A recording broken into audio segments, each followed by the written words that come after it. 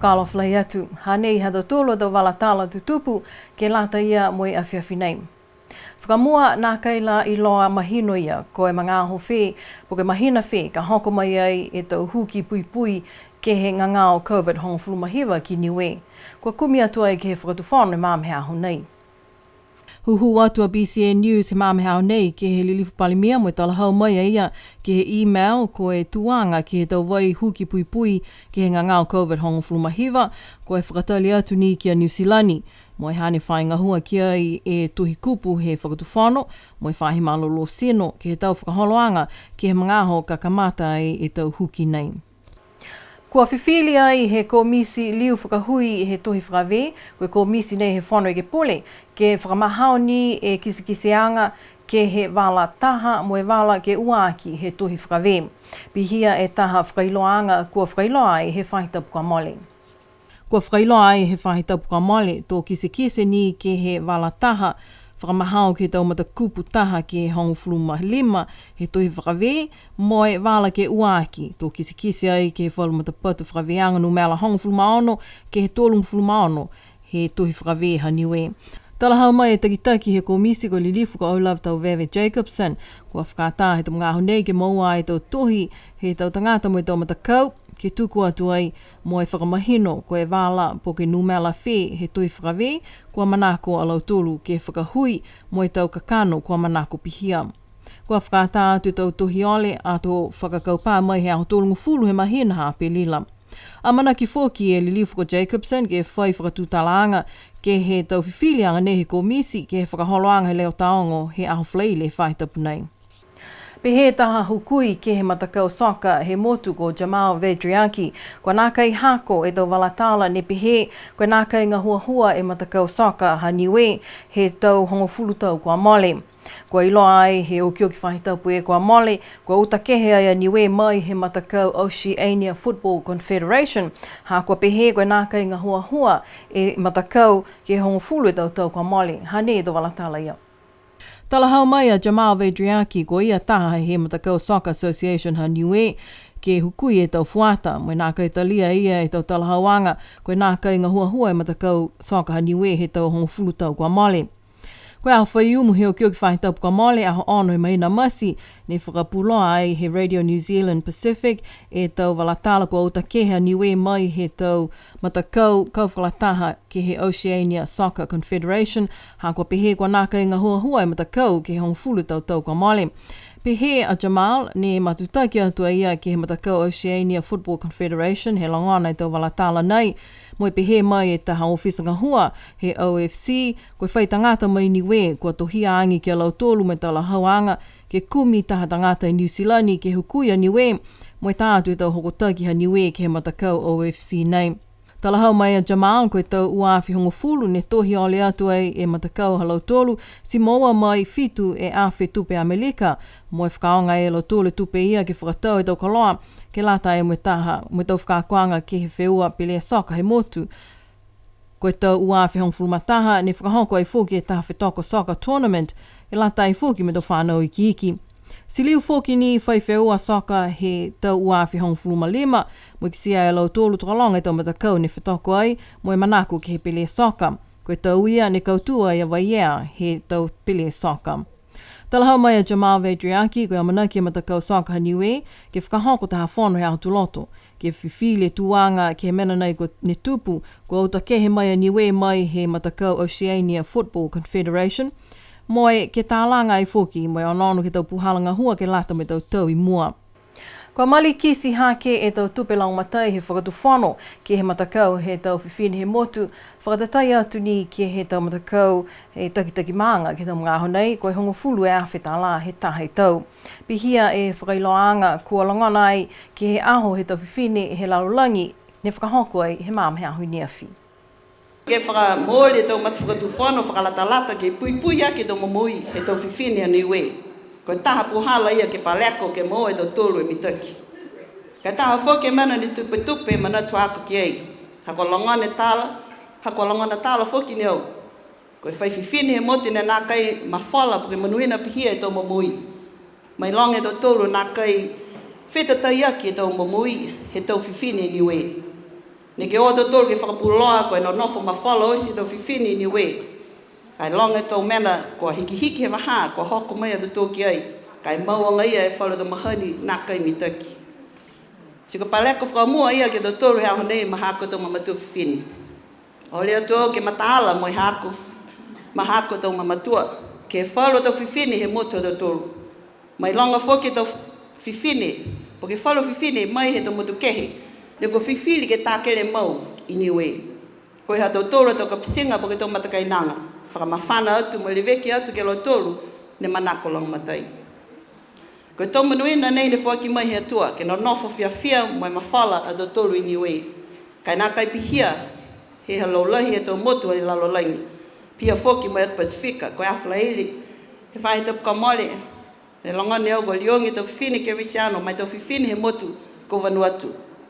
Koe taha motu e ia ne takalonga tau whiwhini, ko mas ke lea halo tolu tau mamui, hako tuanga he whiwhini, ko tako lalo lahi ke he onoanga po ke tau mana tuanga he tau tangata tāne he motu ia. Whakaoi ni au ke atua he nākai pihia koa, ha tau tolu a motu. Koe motu tosi, kai koe motu ko whiawea he atua, ke no nofo mawhala mo i whiawhia a tau tolu osi. Koe matapatu manatu mai aho ke paleko atu ke tonga hua, ke whakahangahanga mita ke tau momoi he tau whiwhini lalo langi. Ke whakamatalaanga he ulu whakatunu lahi potanga he tau whahinga hua mai tau tangata ko Gayleen Tasmania. Paleko atua ia ke tau Ikipule, ke he matawhakatuwhana whakalatalata, ke le wikianga he tau mga whaoa, a kua lewa i ngā hua ki ai ka nāka i la hoko ia ke whano i ke pule, ke mō matawhakatuwhanu ngā hua. Paleko atu whukia ia ke matakau he tau whiwhini he motu, ke whakaonga he tau whakaholoanga whū he whakatuwhanu, ne tā mata he tau kua mole ke whakamailonga he tau whiwhini, ke tau ngā hua halo tolu kua tausia i mai motu. Tuku atu tau manatu whakaue he Palestine he matakau he tau whiwhini he motu ko Mrs. Nungi Maka Pōmali, ke alau tolu e tau ina sipi hia whoki mo i whakatuwhanu ke tau langa matai kua tū mau ai ke lata mai matakau he tau whiwhini. Koe aho ke liku ana manatu, he moui whakamato whiwhini. Moi he tama whiwhini. Me tau mas ke lea he lalorangi. Haka tau eke whakagalea he lalorangi, tau eke whakagalea he tau tangata, tau longa ko mawale atu. Tau longa ni o anga ia me tau mahi me tau mas ke lea, ke paha whakamua. Me longa e tau whakakoa mani whakaku ki ai, ke maama me tau ki tau tolu, e tau mato whiwhini, e tua anga e tau aho pēnei, ke mai longa e tau tolu. E ha tau tolu a tau mo tau whiwhini he lalorangi. Whakaue mani rei, ai ki sia laki e tau mene ia ki haru tolu motu ke maa whanua. Kai hoko mai ke maa nei o ngāru toi. O maa mo laki toi e tolu, longa tau whakaako, ama nei ko whakaako. Ke tau mohani vai, tau mohani vai. Si whakaue lai mohoki, ke maa me hau nei. Koe waha ko a hoko tau tolu ki ai, matau ki tau tolu e tau mas ke lea. Haka ngā ngāo ke lea nāi ne whai whainu lalorangi. Ko mahi kāme tokolonga tokolonga. Tau ko tau whiwhini, tau whanau me tau matua tāina. Whakaue mani mea ki atua. Me tū mau ma tō tōno lioni. Ke pui hana tōno mo. Ke aua ni ke hoko mau i tō masimas ke lea ia ki ai. Whatu whana. Whakaue au e tūro. Ke tau langa matua i anga usi. Ko langa matua i kia. Maka mai loa i tūanga. Ke whatu whana ke mga hala ni. Whakaue ma whatu whana. Whakaue ko e tūro. Ke tau langa matua i anga. Ane mai da he hana hangelea ni hapa kwa hau pa kipuli. Ai mo e mauto e ho fuaki. Koe hana kita ke si mo ai mauto e ho fuaki. Whiawhia whoki e Ikipule he tau whiwhini ko lilifu ko sauni tonga tule ke he tau ngā hua he matakau he tau whiwhini he motu. Moi paleko atua ia ke he matakau ke wina atu whoki. Whalo tau whiwhini he ke tutaki atua i mo lau tolu ke he matakau. Paleko atu Ikipule. Ke whakamalolo, e kauauloa mtoro ke lata mo i tonga hua, e tau whiwhini, e motu nei. Toho mai am tolo toko psema. Ka iwhi au mai am tolo toko psema, si toho mai am tolo tau whanau. Haka e hau nei ke lata ia mo i tau whiwhini osi. Ua toka am tolo, taha ki tua, e tau whakalatahanga pēnei. Mua atu ke tau tolo a tau mutu whanau whiwhini. Ko e paleko whoki ke lata mo mtoro e tau mto whiwhini, ke le veki mai a mtoro e tau mto tāni whakumutaki. Whangai ke makona, whakatui e ke tā puru fururoala tonga ni kisi au. ki mutolu, ka ua toka ke o tu mau ke tau wau. Ko whakamatala e hukui ha New Zealand ko komisiona ko Lilifu Helen Tana ke he mailonga anga ko whalu motu he lalolangi ko whiawhia ke he tau ngahua he tau whiwhine kai ke he whalu motu he lalolangi tokalonga ngai ia he tau whiwhine ko na nofo masimasi ke lea mo whalu i lau tolu ko keli popo ai he tau tangata ha ko lau tolu ke tau whiwhine. Whakailoa fōki he komisiona e whalu atau langamatai fōu he whakatufano New Zealand ke whakamalolo e tau ngahua ke tolomaki e tau whiwhine ke he tau atumotu he Pasifika. Tō taha e fulufuluala e he tau lanu ne whakisia tumawai ke he tau matu whiwhine i Makini Hall. Ko e whiwhine mai i New Zealand matakawina i Otago ne tā mata e whakaholoanga ke sivi mo e tuluia e ngangao hepatitis B mo e C he motu hatau tolu ko ia ko Hazel Hill. Pehea ia kua lata foki e do tangata niwe ne no nofo ki New Zealand mo Australia ke o atu ke sivi foki ke ngangao nei.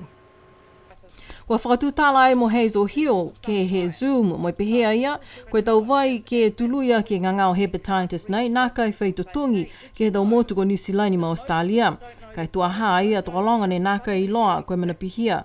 Kua olea ia ke tau mga whaoi niwe ke whakaoho hoi tau mga whaoa me tau ka pisinga niwe ne no nofo atua ke tau motu ia ke o atu ke sivi mo e ka pehe ke maua he ngangao hepatitis nei ke tului kai nā kai whaitutongi. Pehea ia ka liliu ke whakata ke o whenonga e tau mga whaoa mai ke ia lau tolu ke liliu mai ki niwe kua mitaki lahi ke iloa kua whita lau tolu he sivi mo e kua iloa kua ei whai siana ke liu whai tangata ke tamai ngangao po ke maua ngangao hepatitis ke he motu. Koe whahi tapu kua mali talahau mai whahi malolo sino kua tātātu ke tolu seau e tau tangata kua sivi ai mo e tali tau huhu hangau ia ke ngangao nei. Kua whakamawhana atu e whahi malolo sino ke tau tangata kua tu e po ke maolea e hong fulumavalu e tau tau moui he motu lawhia tu ai foki ke tau tangata motu kehe ne kua ngahua e ke motu mga aho nei ke watu ke sivi ke whale ngangao. Koe tau whakaholoanga nei ke sivi mo e tului e lau tolu kua ke sia ko maua e ngangao hepatitis nā kai whaitutongi.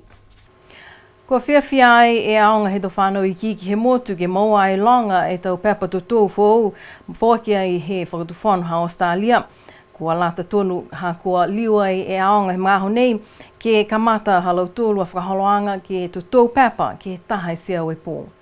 Talahau mai e ulu whaiaonga ko Carol Edwards, ko e tau ka mole ni whinatu whakamua ai e komisina ha Australia ko Lilifu ko Susan Allen ke he aonga, mo i kisia e ngā hoa e tau pepa tutou he aonga ke lata mo i whaulu tau whanau. Si kua whiawhia lahi e aonga he whahi tapu ka mole, he liwange e komisina ko Susan Allen mo i tau pepa longa ke lata ia mo i library he aonga. Pehe e ulu whaiaonga ko Edwards, ko whiawhia lahi lau tolu, mo i tuku atu ai to whakaue ke whakatufano Australia, mo i komisina Australia, ke tau pepa fōu nei, wa lata tonu mo i tau whanau ke kamata e tau whakaholoanga tutou ha lau tolu. Ko e whakaholoanga tutou pepa ke he tahi seo e pō, ko paleko atu ai ke he tau whanau mo i tau mga whaoa, ke whakamahani mo i whiawhia ki ai ke tutou pepa e tau whanau, ko e mena mahuinga ke he mui whakako he tau whanau. Koe whahi tapu kua mole ne whailoa ai he whahi leo leo, taha i tangata tāne ua flu maua e tau maui, no whangaia ia ke whali pui pui he mga aho nei, whakatali ki he hana whakawhilianga he aho hongo fulu mawalu he mahina nei hamasi, ha kua kai hā mai uta pule noa ia, mai whakaholo pule noa ia e taha pele oafi he whahinga hua leo leo. Pehe mai e whahinga hua leo leo, ko e pō whaiumu aho ua fulu mawhitu he mahina ha Februari, kua kisia e taha tangata, he motu e taha tangata ni kua kaihā mo e whakaholo pule noa e taha he tau pile oafi he whahinga hua leo leo. Kua oatua e tau leo leo mo e tapakia ia ke pō ia, kisia ai kua kona hia lahi tangata nei he mga aho ia ni kaihā ia e motoka he tau leo leo. Ko tātua e ea mo tuku he whali pui pui, talahau mai e whakailoanga he whahinga hua leo leo, kua lau ia ke he hokotaki kaihā, mo i mailonga tu whai hokotaki fōki ka lalafi ki lunga ke he tau mga aho i mua. Kua amanakia ia ke liu tū ke he whakawhilianga lahi he motu, he aho hong fulu mawalu he mahina nei. Ke whakaosea ke tau tōla tau walatala mai awhiawhi nei, koe aho whaiumu kua mole ne whakahoko e whaianga hau hiwhi ulu, mo i huki se linga he tau mga whaoa utalo mo palahitungia ke mangana ko la kepa. Ko i loa ai ko maua ai he mga whaoa tahi seo hongo fulu e awhi e tau tupe ko fuaki ai ke lata mo e whaianga hau he mga whawa. Ko e la ia e hoko atu tau tupe he tau hifiulu me tau huki selinga he motu ke he numela ia. Ko tau ua awhi hongo fulu mahiwa, ko numela ni mua atu e lahi he mga hala nā, ko e walungu fulu malima e awhi ke he whaianga hau he mga whawa pingia mo tālangi. Ka koe mga ahu nei, kua hoko atu tuai moa lea e tahe seo e awhi tāla, hoko e ke tahe seo hongo fulu e awhi. He tau mga whawa, e tau tupe ko mauai, he tau mga whawa, kua tau se ai e tau hifiulu mo i huki selinga. Whamri nātu ki he tau whānau ia, kua hoko ki ai e tau whiawhia he aho whaiume kua moli. Ka pihia tau tolu a tau walatala tutupu, ke lata ia mo i a whiawhi nei. Liliu ke onono mai he TV niwe ke lata ia mo tau walatala he pō tuloto, ke he wangahau whakaperitania. Ka e ke mrine pō, tana wha.